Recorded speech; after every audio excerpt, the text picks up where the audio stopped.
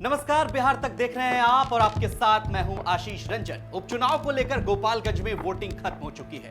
अब सबकी निगाहें परिणाम पर टिकी है। सबसे पहले आपको बताते हैं कि यहां चुनाव हुआ क्यों। यहां बीजेपी के विधायक थे सुभाष सिंह, उनका निधन हो गया, जिसके चलते इस सीट पर उपचुनाव हुआ।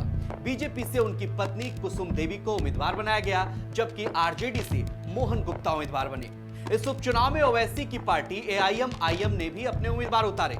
अब्दुल सलाम को यहां से टिकट दिया गया।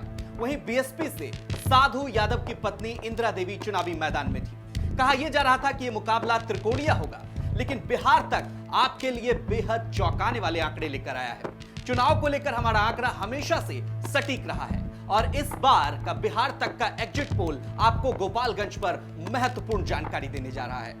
बिहार तक का एग्जिट पोल तमाम एक्सपर्ट के विश्लेषण, दिन भर के चुनावी कवरेज के आधार पर तैयार किया गया है।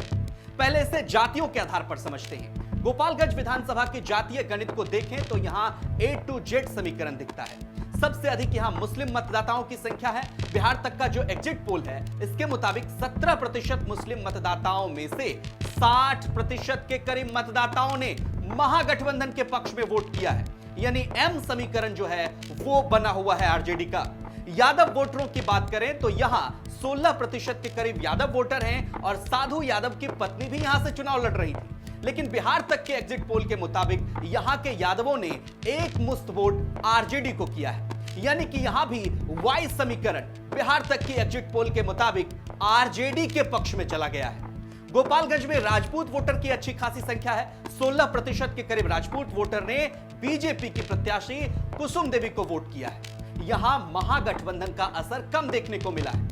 गोपालगंज में दिलचस्प बात यह रही कि बिहार तक के एग्जिट पोल के मुताबिक ब्राह्मण और भूमियार वोटरों ने भी बीजेपी के पक्ष में एक तरफा मतदान किया है। यह बिहार तक का एग्जिट पोल कह रहा है। बनिया वोटरों की बात कर ले। बनिया वोटरों पर बिहार तक का एग्जिट पोल यह कहता है कि उन्होंने आरजेडी को वोट तो किया है, लेकिन इसमें टूट भी हुई है।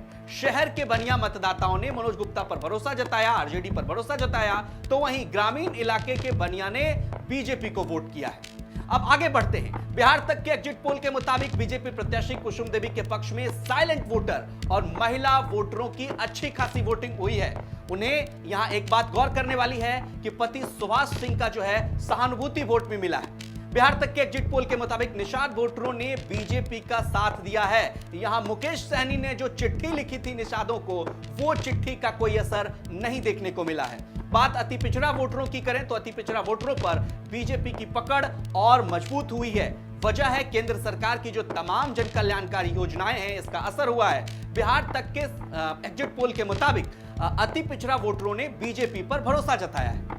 दो महत्वपूर्ण बातें जिन्होंने वोटरों का मूड भी बदला है, उनमें से एक बात यह है कि नीतीश कुमार मुख्यमंत्री का चुनाव प्रचार में न जाना, महागठबंधन के वोटरों पर इसका असर पड़ा है। साथ ही मोहन गुप्ता के खिलाफ शराब व्यापार के मामले को बीजेपी ने जिस तरीके से मुद्दा बनाया, सोशल मीडिया पर लिखा, इसका भी असर वोट में देखने को मिला है।